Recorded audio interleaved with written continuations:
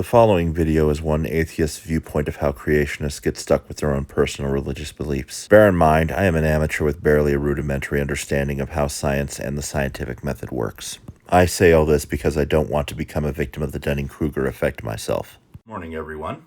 This is something I've been wanting to say for quite a while now, but never really knew how to articulate it in the proper way, because it's very easy to talk about this sort of subject matter and come off as condescending or any number of reasons that would intentionally turn people off from listening. I think a lot of creationists get stuck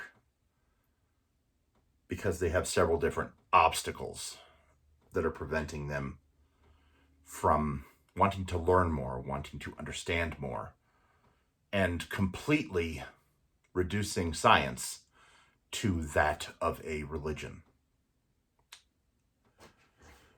More on that later, but first let's start with the first point.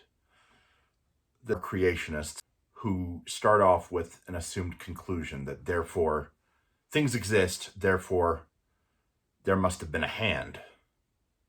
I'm not going to say what that hand is because that's for later. But they're going to start off with assuming that someone must have created everything.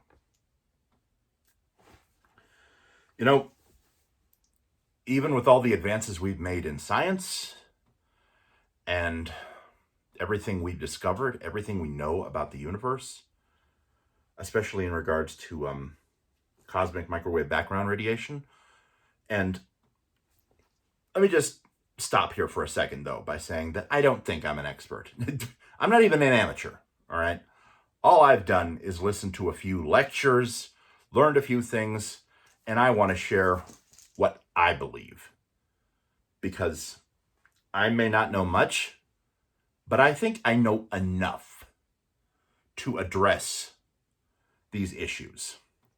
So getting back to the first point, creationists get stuck on believing that there was a hand that created everything. You know, first off, creationists will say, well, who created this? Who created that?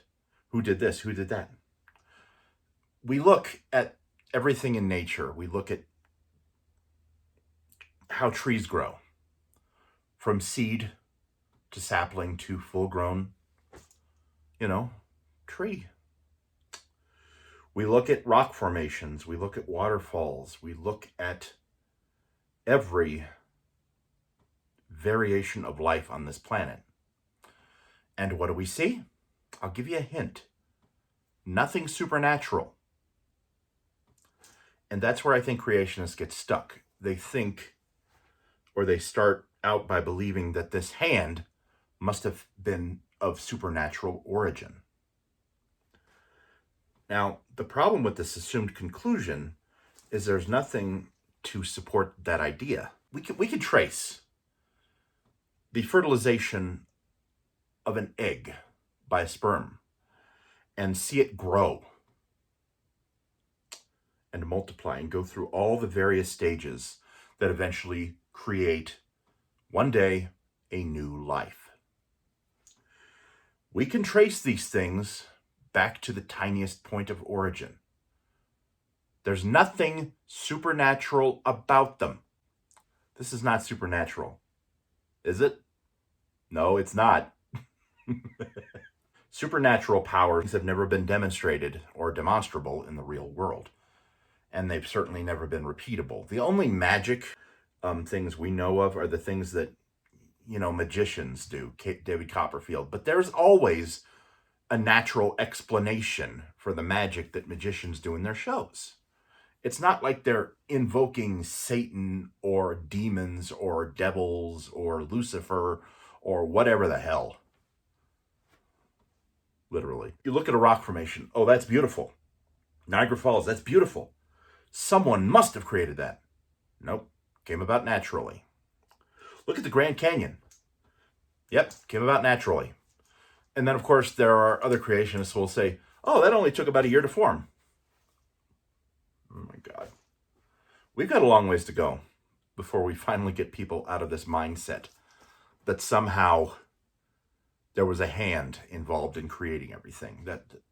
That's See, before you assume that, you should at least have some evidence. And my lack of evidence does not mean you have any. And I think that's where I think creationists get stuck. Second point, and one of the most important ones of all, is of course the assumed conclusion that the hand must have been a god. We have spent so much time and spent so much money, so much energy searching for God. And all the prayers in the world, all the thoughts, the prayers, all the weeping, all the sadness, all the suffering, all the children who have been exploited, all the children who have been sexually abused, all the children who have been plagued with no shortage of diseases such as bone cancer. You got the arrogance to tell me you know there's a God up there, a loving God, who is, of course, not preventing all of this suffering. And, of course, when you say that to anyone, especially Jehovah's Witnesses, because I used to be one myself, Jehovah's Witnesses, creationists, they'll make any excuse in the world, or they'll use any number of outlandish apologetics to excuse the lack of action of their holy man in the sky. What in the real world makes you think that there is a God up there, or anywhere for that matter? What is God? And people, when I ask this question, they're going to say, they're going to use vague answers. They're going to say, well, he's a supernatural spirit being, vapor. They're going to say, well, God is actually everywhere. I'm like, okay, how? See, people conflate science with religion. I'm not kidding about this. They do it all the time. There was a certain guy at the Ark Encounter I watched a video of recently who said that science is a religion, which is one of the more outlandish, statements I've heard lately. Science is not a religion. Science is demonstrable, repeatable, testable. We can show it to be true, and it's a self-correcting process. If we're wrong about something, scientists demonstrate it, they repeat the experiment, and if what they're doing holds up to scrutiny, then we change our conclusions and we base our facts on that. But we don't automatically acquiesce to belief in a God without there actually being evidence for one. But it starts from that assumed conclusion that there must be a God. And I think people are just vulnerable to that sort of thing, because I'm a big believer in the idea that religion is used as a means of controlling people. They'll say, the elders in the old Jehovah's Witness congregation, they'll say, basically, you have to conform to Jehovah's standards, brothers and sisters, or else the big Jehovah God is going to boogity boogity boogity boo at Armageddon. That's exactly what that idiot Stephen Lett sounds like. He sounds like the most condescending douche. This is a problem, because no matter what, people will start with that assumed conclusion, because a lot of people have been raised this way from when they were little kids. I don't think we're born to believe in God as the old mean lady at the church forced us to, otherwise she was going to hit us with a fucking ruler. Or the priest told us we had to believe or we would burn in hell forever.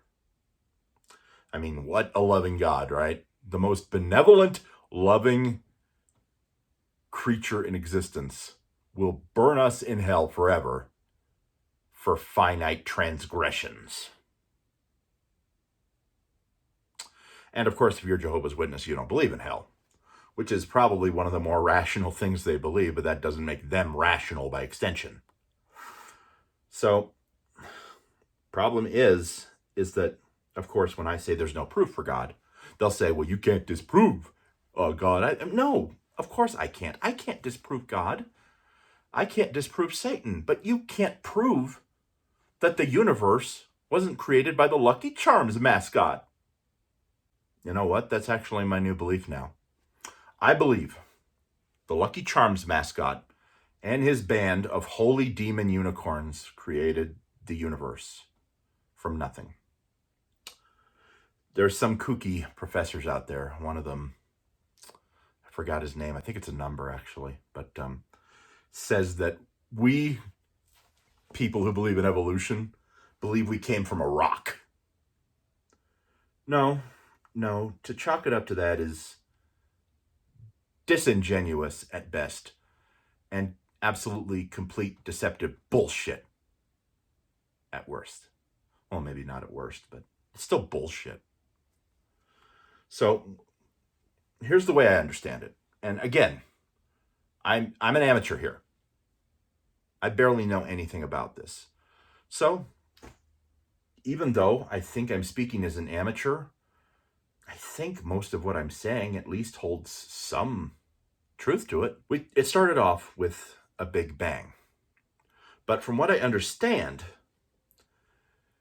the Big Bang arose from a singularity, from something like maybe a black hole. Big Bang Theory is the best explanation for why we're all here. And just remember, I've said this like 3 times already, but just because I can't tell you or can't prove to you that there is no God is not proof for the existence of one. If you want to question science, I mean, that's fine, but at least have some evidence first. Because like I said already, and every scientist will pretty much agree with me 100% on this one, but science is a self-correcting process. Meaning that if we discover something and we integrate it into experiments and then are able to draw logical conclusions from that, that's how we determine fact, evolution, from fiction. God created everything. And don't get me wrong, I'm not saying you can't have freedom of religion. But according to the First Amendment, you should have freedom from religion. That's what it says right there. Congress shall make no law respecting an establishment of religion. We were established to be a secular nation. This country was established to be a secular nation, whether you like it or not. And if you want to practice your religion or whatever, that's fine. But you cannot try to present your religious beliefs as evidence when you've got no evidence to back it up. And I'm sure that people are going to watch this video and think that I'm crazy or whatever when, it's actually, the creationists who are kind of crazy. So, unfortunately, there still is no proof for God. And everybody keeps getting stuck on the whole Bible thing. Like, the whole deal with prophecy. I mean, prophecy does not mean much, guys, when it's as vague as nation rising against nation or kingdom against kingdom. Not when that's been going on every year for the last 2 millennia or so. And, the whole thing with Jesus saying that there would be earthquakes and food shortages and pestilence in one place after the other. Yeah, and that's how it was before Jesus allegedly came along, and that's the way it was after every year since. And people are going to say, my own dad says, well, it's been going on now more than ever, Russell. I'm like, yeah, because when Jesus allegedly lived, there weren't 7 billion people on the planet. There were only a few, I'm only guessing here, a few 100 million. But yeah, I think that's where creationists get stuck. And sadly, even after they watch this, they're not going to listen. Because religion, belief in God, these are strongly entrenched things. And people are programmed by churches, especially mainstream religions in the United States, from birth to teach them that there is a boogeyman out there. And if you don't pray to God, if you don't do what the church tells you to, that boogeyman is going to get you. A load of fucking shit. We don't need to be teaching children this crap. Children already have enough things to fear these days as it is. They need to be educated. They need to be armored with things that can be proven factually, not your religious horse shit. And if I come off as hostile, I mean, part of me wants to apologize, part of me refuses to, because I've seen the damage, the psychological damage religion has done to people, and myself in particular as well. And I don't fucking like it, and I don't have to fucking like it. Makes me very fucking angry. So, I guess that's all I had to say for now. In conclusion, I would like to end this video by making fun of a certain Dr. Dino.